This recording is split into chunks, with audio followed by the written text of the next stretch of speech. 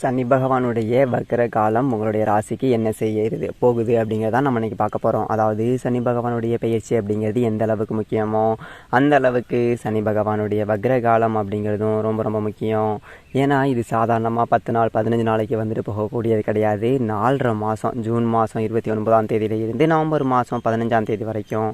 அப்போது ஒரு 4.5 மாதம் அப்படிங்கிறது ஒரு பெரியதொரு காலகட்டம். அப்படிங்கிறதுனால இந்த வக்ர காலகட்டத்தில் சனி பகவான் கொடுக்கக்கூடிய பலாபலன்கள் அப்படிங்கிறத நாம் ரொம்ப சரியாக பார்த்து வச்சுக்கணும். ஏன்னா பல பேர் வந்துட்டு சனி பகவானாலே பயப்படுவாங்க. சனி பகவானுடைய வக்ர காலம் அப்படின்னா அதை விட அதிகமாக பயப்படுவாங்க. என்ன பண்ணுவாரோ ஏது பண்ணுவாரோ தெரிலையே அப்படிங்கிற மாதிரி ஒரு நடுக்கம் இருக்கும். இப்போது புரட்டாதி நட்சத்திரத்தில் இருக்கக்கூடிய சனி சதய நட்சத்திரத்துக்கு போகிறாரு. அக்டோபர் 5 அவிட்டம் நட்சத்திரத்துக்கு போவார். அதன் பிறகு அவர் பழையபடி நேர்கதிக்கு போவார். இதே காலகட்டத்தில் பார்த்தீங்க அப்படின்னா குரு பகவான் வந்துட்டு ரிஷப ராசியில் இருக்கார். ராகு மீனத்தில் இருக்கார். கேது கன்னியில் இருக்கார். சனி பகவானுடைய வக்ரத்தோடு சேர்த்து இந்த வருட கிரகங்களுடைய நகர்வு அப்படிங்கிறதையும் பார்க்கணும். சனி பகவான் வந்துட்டு தன்னுடைய பார்வையை மேச ராசியில், சிம்ம ராசியில், விருச்சக ராசியில் பதிக்கிறாரு. அதாவது செவ்வாயினுடைய ஆதிக்கத்தில் இருக்கக்கூடிய 2 ராசியில் பார்க்குறாரு. மேஷம் விருச்சகம் 2த்தையும் பார்க்குறாரு. சூரிய பகவானுடைய ஆதிக்கத்தில் இருக்கக்கூடிய சிம்ம ராசியையும் பார்க்குறாரு. இது எல்லாமே பார்த்திங்க அப்படின்னா சனி பகவானுக்கு பகை வீடு. மேஷம், சிம்மம், விருச்சகம் 3மே பகை வீட்டை தான் சனி பார்க்குறாரு. அப்போது இந்த வக்ர காலகட்டத்தில் அவருடைய பார்வைக்குன்னு தனி பலன் இருக்குது. இது எல்லாத்தையும் கூட்டி கழித்து இந்த ஒரு 4.5 மாதம் உங்களுக்கு என்ன செய்ய போகுது அப்படின்னு ரிஷபராசி நேயர்களே, உங்களுக்கு இந்த சனி வக்ர காலம் அப்படிங்கிறது எப்படி இருக்குது அப்படின்னு சொல்லிட்டு பார்த்தோம் அப்படின்னா ஒரு 4.5 மாதம் அப்படிங்கிறதே நாம் ரொம்ப கவனமாகவும் இருக்கணும். அதே சமயத்தில் நிறைய நன்மைகள் அப்படிங்கிறதும் இருக்குது. அதாவது எந்த ஒரு விஷயத்தையுமே ஒரு தடவைக்கு 4 தடவை யோசிச்சு செய்யணும். அதே மாதிரி எடுத்தோம் கவுத்தோன்னு சொல்லிட்டு எந்த ஒரு முடிவு எடுக்கக்கூடாது. யாருக்கிட்டையும் கோவப்படக்கூடாது. கொஞ்சம் விட்டு கொடுத்து போகணும். இதை செஞ்சுக்கிட்டோம் அப்படின்னாலே இந்த சனி வக்ர காலம் அப்படிங்கிறது உங்களுக்கு நல்லாயிருக்கும். ஏன்னா கிரகங்களுடைய அமைப்பு அப்படின்னு பார்த்தீங்க அப்படின்னா சனி பகவானுக்கு உங்களுக்கு 9வது வீட்டுக்கும் 10வது வீட்டுக்கும் அதிபதி. அப்படிப்பட்ட சனி பகவான் இப்போ 10வது வீட்டில் வக்ரகதி அடைஞ்சிருக்காரு. அதாவது இந்த வக்ர காலகட்டத்தில் சனி பகவான் வந்துட்டு கொஞ்சம் மெதுவாகவும் இருப்பார். திடீர்னு வேகமும் எடுப்பார். இருந்தால் ரொம்ப ஸ்லோ, இல்லைனா ரொம்ப வேகம், அதே மாதிரி கலந்துக்கிட்டு இருக்கும். அப்போது எத்தனாவது வீட்டில் இருக்கார் அப்படின்னு பார்த்தீங்க அப்படின்னா 10 தொழில் ஸ்தானத்தில் இருக்கார். இந்த சனி பகவானுடைய வக்ர காலம் அப்படிங்கிறது தந்தையாருடைய சொத்து கைக்கு கிடைக்கக்கூடிய ஒரு யோக அமைப்பு அப்படிங்கிறத கொடுக்கும். இப்போ பூர்வீக சொத்து, பாட்டன் முப்பாட்டன் தாத்தன் யாரோ சம்பாரித்து வச்ச ஒரு சொத்து நிறையா கலந்துருக்கும். சில பேருக்கு அது இருந்திருக்காது. அப்படிப்பட்டவங்களுக்கு இந்த பூர்வீக சொத்தில் உங்களுக்கு உண்டான ஒரு பாகம் கிடைக்கக்கூடிய ஒரு வாய்ப்பை இந்த சனி வக்ர காலம் கொடுக்குது. அதாவது தாத்தன் பாட்டன் காலத்தில் இருந்து சொத்து பிரிக்காமல் கிடக்கு. பங்காளிகள்லாம் 4-5 பேராக சேர்ந்து கூட்டாக தான் வச்சுருக்கோம் அப்படிங்கிறவங்க இதுக்கு மேலே சொத்தை பிரிச்சுக்கிட்டு அதுக்கு மேலே தனிப்பட்டா வாங்கிக்கிட்டு ஏதோ விருப்பப்பட்டா ஒரு விவசாயம் பண்ண போகிறோம், ஒரு கடையை கட்டி வாடகைக்கு விட போகிறோம், வீட்டை கட்டுறோம், இல்லை விற்றுட்டு வேறு இடத்துல ஏதாவது ஒரு தொழில் பண்ணிவிட்டு வேறு நிலம் வாங்குறது, இந்த மாதிரி ஒரு யோசனை இருந்தாலும் செஞ்சுக்கலாம். அப்படி ஒரு அமைப்பு அப்படிங்கிறத கொடுக்குது. ஏன்னா இந்த சனி வக்ர காலகட்டத்தில் சனி பகவானுக்குன்னே பார்வை இருக்குது இல்லைங்களா, அது ரொம்ப ரொம்ப முக்கியமான ஒன்றாக இருக்குது. இதே காலகட்டத்தில் குரு பகவான் ஜென்மராசிக்குள்ளேயே இருக்கார். ராகு லாபஸ்தானத்தில் இருக்கார். கேது புத்திரஸ்தானத்தில் இருக்கார் 5வது வீட்டில். இந்த ஒரு அமைப்புகள் அப்படின்னு சொல்லிட்டு பார்க்கும்போது குரு பகவானால் நமக்கு ஒரு 10 ரூபா புண்ணியம் கிடையாது. அது சொந்த ராசிக்குள்ளேயே உட்காந்துக்கிட்டு நல்லதும் செய்ய மாட்டார், கெட்டதும் செய்ய மாட்டார், தானும் படுக்க மாட்டான், தள்ளியும் படுக்க மாட்டான் அப்படின்னு சொல்லுவாங்க பார்த்தீங்களா. அந்த மாதிரி தான் குருவால் நமக்கு ஒரு 10 ரூபா லாபம் இல்லை. அதே நேரத்தில் குரு வந்துட்டு மேஷத்தில் இருந்துக்கிட்டு செலவு கொடுத்துட்டு இருந்திருப்பார். அதை பற்றி இப்போ பிரச்சனை அப்படிங்கிறது இல்லை. பெருசாக செலவு வராட்டியும் ஒரு 10 ரூபா வருமானமும் வராது. ஏதோ செலவு பண்ணதுக்காவது ஒரு 10 ரூபா வந்துச்சுரா, இப்போ அதுவும் வரவே இல்லையடா, எங்கடா நான் செலவு பண்ணுறது அப்படிங்கிற மாதிரி ஒரு கையை பிடிச்சி இறுக்கி கட்டி அடிச்சுடுறாங்க. 4 பேர் நம்மளை பார்த்து கஞ்சன்னு சொல்கிற அளவுக்கு நம்ம பொழப்பு மாறி போயிடும். அப்படி இருக்கும். சரி, சனி பகவானுடைய ஒரு பார்வை அப்படிங்கிறது பார்த்தீங்க அப்படின்னா உங்களுடைய ராசிக்கு 12வது வீட்டில் போயிட்டு விழுகுது. உங்களுடைய ராசிக்கு 4வது வீட்டில் விழுகுது. உங்களுடைய ராசிக்கு 7வது வீட்லேயும் விழுகுது. அதாவது சனி பார்க்குற இடம் அப்படிங்கிறது அந்த வஜ்ர பார்வை அப்படிங்கிறத அந்த இடத்த பூரா வந்துட்டு கொஞ்சம் அடித்து நொறுக்குவார். ஏன்னா சனி பகவானுடைய பார்வைக்குண்டான ஒரு பலன் அப்படிங்கிறதே இதுதான். அப்படிப்பட்ட சனி பகவான் 12ஆம் வீட்டை பார்க்குறாரு அப்படிங்கும்போது உங்களுக்கு விரைய செலவுகள்லாம் இருக்காது. ஸோ நீங்கள் கவலைப்படாதீங்க. அது மட்டும் இல்லாமல் தேவையற்ற ஒரு விரைய செலவுகள், ஒரு ஆஸ்பத்திரிக்கு உடனே செலவு பண்ணி, ஒரு தொழில் செஞ்ச நட்டமாக போச்சு, ஒரு முதலீடு போட்டேன் நட்டமாக போச்சு, ஒரு வண்டி வாகனம் பழுது வச்சிருச்சு, அப்பப்போ வேலை செஞ்சுட்டு உட்காந்துருக்கேன், இந்த மாதிரியான ஒரு வேலையெல்லாம் இதுக்கு மேலே இல்லை. வரக்கூடிய செலவுகள் எல்லாமே ஒரு சுப விரைய செலவாக இருக்கும். அவன் எப்படி ஒரு 10 ரூபா நம்மக்கிட்ட இருக்குது அப்படின்னா ஒரு 10 ரூபா கடன் கண்ணி அடைச்சிவிட்டு நிம்மதியாக வாழக்கூடிய ஒரு அமைப்பு. இப்போ கடன் அடைக்கிறேன் அப்படின்னாலே அது நிம்மதியான ஒரு செலவு தான். அதனால் அதை பற்றி நீங்கள் கவலைப்பட வேண்டியதில்லை. இதுக்கு மேலே வெட்டி செலவு, வீண் செலவு அப்படிங்கிறது பெருசாக உங்களுக்கு இருக்காது. அதே மாதிரி ராசி ராசிக்கு 4வது வீட்டில் சனி பகவானுடைய ஒரு பார்வை இருக்குது அப்படிங்கும்போது இது சுகஸ்தானம். தாயாரை கொஞ்சம் அக்கறையோட பார்த்துக்கணும். பெத்த தாய்க்கு அடிக்கடி உடம்பு சரியில்லாமல் போகும். சில பேருக்கு அதாவது சுயஜாதகத்தில் சனி பலன் குறைஞ்சி போனவங்களுக்கு தாயாருக்கு ஒரு அறுவை சிகிச்சை செய்யக்கூடிய ஒரு காலகட்டம் கூட வரலாம். அடிக்கடி உடம்பு சரியில்லாமல் போகுது. எங்கள் அம்மாவுக்கு மாதம் ஆனால் ஒரு 5000 ரூபா காசு ஆஸ்பத்திரிக்கு ஒதுக்க வேண்டியது இருக்குது, டக்குன்னு படுத்துக்கிறாங்க அப்படிங்கிற மாதிரி தான் இருக்கும்.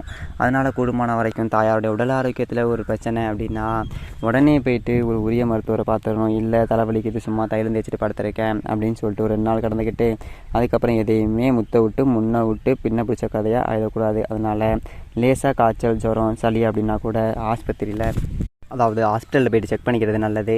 அது மட்டும் இல்லாமல் இந்த மாதிரி ராசிக்கு 7வது வீட்டில் சனி பார்வை இருக்குது. 7 அப்படிங்கிறது காலத்தில் ஸ்தானம். கூட்டாளிகள் வகையில் கவனமாக இருக்கணும். கூட்டாளிகள் விரோதிகளாக மாறுவாங்க. நம்ம கூடயே இருப்பாங்க. ஆஃபீஸில் ஒருத்தன் நம்மளை பற்றி மேலிடத்தில் போட்டு கொடுத்துக்கிட்டு இருப்பான். நம்மளை எப்படா காலி பண்ணிவிட்டு நம்ம இடத்துக்கு வரலாம் அப்படின்னு சொல்லிட்டு பார்ப்பான். அதனால் நண்பர்களை கூடுமான வரைக்கும் பெருசாக நீங்கள் நம்பி ரகசியங்களை பகிர்ந்துக்க வேணாம். 10 ரூபா எனக்கு வருது அப்படின்னா சரி இப்போ சத்தம் போடாமல் வச்சுக்கோ. இல்லை என்கிட்ட 10 ரூபா வந்தது அதை செஞ்சேன் இதை செஞ்சேன்னு சொல்லிட்டு வெளியில் பேசிக்க வேண்டியதில்லை. தொழில் ரகசியம், வருமான ரகசியம், குடும்ப ரகசியம் இது எதையுமே பகிர்ந்துக்கக்கூடாது. குறிப்பாக மாற்று பாலினத்தவர்கள்ட்ட பகிர்ந்துக்கக்கூடாது. ஒரு இடத்துல வேலை செய்கிறோம் அப்படின்னா பெண்கள்கிட்ட ஆண்களும் ஆண்கள்கிட்ட பெண்களும் கொஞ்சம் கவனமாக இருந்துக்கிறது அப்படிங்கிறது இந்த ஒரு காலகட்டத்தை பொறுத்த வரைக்கும் நல்லது. அந்த மாதிரி கூட்டுத் தொழிலில் பிரிவு ஏற்படக்கூடிய ஒரு வாய்ப்பு இருக்குது. அதையும் கவனமாக இருந்துக்கணும். கூட்டாளிகள் ஒருத்தருக்கு ஒருத்தர் பிரிஞ்சு போகிறதுக்கான ஒரு வாய்ப்பு அப்படிங்கிறதும் இந்த ஒரு காலகட்டத்தில் இருக்குது. ரொம்ப கவனமாக இருந்துக்கணும். அதோட இந்த 7வது இடம் அப்படிங்கிறது களத்திரம். அதாவது வாழ்க்கை துணையை குறிக்கக்கூடிய ஒரு இடம். கணவன் மனைவிக்குள்ள ஒரு பிரச்சனை வரும். இந்த 4.5 மாதத்தில் எப்படியோ நான் ஒரு 10 நிமிஷம் பேசணும் அப்படின்னா 2 நிமிஷம் சண்டை வருது அப்படிங்கிற மாதிரி தான் இருக்கும். கொஞ்சம் விட்டு கொடுத்து போயிடுறது அப்படிங்கிறது தான் அந்த ஒரு காலகட்டத்தை பொறுத்த வரைக்கும் நல்லது. இல்லைன்னா ஒரு தற்காலிக ஒரு பிரிவை சந்திக்கக்கூடியது இருக்கும். ஸோ கவனமாக இருந்துக்கணும். அதே மாதிரி இந்த ராகு ராசிக்கு 11வது இடத்துல இருக்கார், லாபஸ்தானத்தில். அதாவது போட்டி பந்தயம் குருட்டு வருமானம் அந்த மாதிரி ஏதாவது முயற்சி செஞ்சு பார்த்தீங்க அப்படின்னா ஒரு தூண்டி போட்டு பார்த்துடலாம். வரது வரட்டும், வந்தால் மீன் போனால் புழுதானே போகுது அப்படிங்கிற மாதிரி ஒரு 10 ரூபா கட்டினா 20 ரூபா கிடைக்கிது, 30 ரூபா கட்டினா 40 ரூபா கிடைக்கிது அப்படிங்கிற வகையில் கொஞ்சம் இறங்கி பார்க்கலாம். அதற்காக ஜோசியர் சொன்னார்னு 1 லட்சக்கணக்கில் விட்டுட்டு வந்துட்டு என்னையை வாசா போடக்கூடாது. ஏன்னா சனி பகவான் வைக்கிற காலகட்டத்தில் அதீத ஆசை அப்படிங்கிறது கூடாது. ஏதோ போகிறோம் ஒருத்தன் வற்புறுத்தி ஒரு வெளி மாநிலத்துக்கு போகும்போது ஒரு லாட்டியை கொண்டாந்து தரான். சரி இப்போ அவனாக கொடுக்குறான், ஒரு 50 ரூபா தானே போனால் போதுன்னு சொல்லிட்டு வாங்கி வச்சு பார்க்கணும். அதெல்லாம் முடியாது, நான் 1000 ரூபாய்க்கு தான் வாங்குவேன் அப்படின்னா அதற்குண்டானதை நீங்கள் வாங்கப்பட்டுக்க வேண்டியது தான். அந்த மாதிரி கேது புத்திரஸ்தானத்தில் இருக்கார். பிள்ளைகளுக்கு அடிக்கடி உடம்பு சரியில்லாமல் போகக்கூடிய ஒரு வாய்ப்பு இருக்குது. கவனமாக இருந்துக்கணும். பிள்ளைகள் அடிக்கடி உடம்பு சரியில்லை, பள்ளிக்கூடத்துக்கு போகலை, வீட்டில் படுத்து கிடக்கு, இந்த மாதிரியான பிரச்சனைகள் வரும். கவனமாக இருந்துக்கணும். அந்த மாதிரி குரு பகவானுடைய பார்வை அப்படிங்கிறது உங்களுக்கு பலனை கொடுக்கும். அதாவது குரு பகவான் வந்துட்டு உங்களுடைய ராசியை பொறுத்த வரைக்கும் ராசியிலே இருந்துக்கிட்டு ராசிக்கு 5, 7, 9 இந்த 3 வீட்டையும் பார்க்குறாரு. சனி பகவானால் உங்களுக்கு பிள்ளைகளுக்கு பிரச்சனை அப்படின்னா எப்படி சொல்கிறது, குரு பகவான் அப்படிங்கிறவர் அதை சரி பண்ணி கொடுத்துருவார். பிள்ளைகளை பற்றி நாம் பெருசாக கவலைப்பட வேண்டியதில்லை. ஏன்னா கேது உங்களுடைய ராசியை பொறுத்த வரைக்கும் 5ல் இருந்துக்கிட்டு பிரச்சனை கொடுப்பார் பிள்ளைகளுக்கு. அப்படிங்கிறதுனால கேதுவை குரு பார்த்து புனிதப்படுத்துகிறார். அப்படிங்கிறதுனாலையும் பெரிய பிரச்சனை எதுவும் வராது. இது சாதாரண ஜுரம், காய்ச்சல், சளி இந்த மாதிரியே முடிஞ்சிடும். அதோட குருவோட பார்வை 8க்கும் 10க்கும் கிடைக்கும். அந்த மாதிரி குருவுடைய பார்வை அப்படிங்கிறது பார்த்திங்க அப்படின்னா 7க்கும் 9க்கும் கிடைக்கிது. குருவுடைய பார்வை 7ல் கிடைக்கும்போது இந்த களத்திரம் பாதிக்கும்னு சொன்னோம் பார்த்தீங்களா, அதை கொஞ்சம் குரு சரிப்படுத்திடுவார். ஏன்னா விருச்சகத்தை வந்துட்டு குருவும் பார்க்குறாரு, சனியும் பார்க்குறாரு, 2 பேருமே பார்க்குறாங்க. அப்படிங்கும்போது அந்த களத்திரம், கூட்டு தொழில், மனைவியால் பிரச்சனை அப்படின்னு சொன்னோம் பார்த்தீங்களா, அது எல்லாமே வந்துட்டு போயிடும். பெரிய பாதிப்பு எதுவும் கொடுக்காது. அந்த மாதிரி குருவுடைய பார்வை அப்படிங்கிறது ராசிக்குள்ளே 9லேயே இருக்க நான் பயப்பட வேண்டியதில்லை. 9 அப்படிங்கிறது தந்தையார் குறிக்கக்கூடிய இடம். நான் ஏற்கனவே சொன்ன மாதிரி தந்தை வழி சொத்துக்கள் எல்லாத்தையும் பிரிச்சிக்கக்கூடிய ஒரு இடமாகவும் இருக்கும். இதையெல்லாம் கொஞ்சம் சரி கட்டிக்கிட்டீங்க அப்படின்னாலே போதுமானது.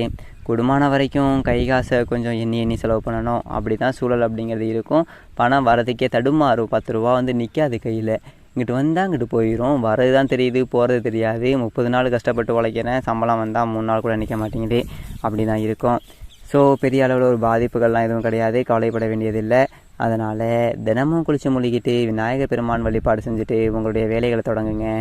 குரு பகவானுக்கு வியாழக்கிழமைகளில் நெய் தீபம் அப்படிங்கிறது ஏற்றுங்க. மாணவர்களுக்கு ஏழை பாலை மாணவர்களுக்கு உங்களோட முடிஞ்ச உதவிகளை செய்யுங்க. சனி வகர காலம் அப்படிங்கிறது நல்லாயிருக்கும். ரிஷப ராசிக்காரர்களுக்கு மேலும் மிகச்சிறந்த நன்மை எல்லாமே நடக்க சொன்ன பரிகாரத்தை செய்யுங்க. அது மட்டும் இல்லாமல் நீங்கள் இப்போ தான் நம்மளுடைய சேனலில் ஃபஸ்ட் டைம் பார்க்குறீங்க அப்படின்னா சப்ஸ்கிரைப் பண்ணிக்கோங்க. வீடியோ பற்றின கருத்துக்களை கீழே இருக்க நம்மளுடைய கமெண்ட் பாக்ஸில் பதிவு பண்ணுங்கள். அது மட்டும் இல்லாமல் இதே மாதிரி நிறைய வீடியோ நம்ம சேனலில் கண்டிப்பாக வந்துக்கிட்டே இருக்கும். ஸோ மறக்காமல் சப்ஸ்கிரைப் பண்ணி வச்சுக்கோங்க. நன்றி, வணக்கம்.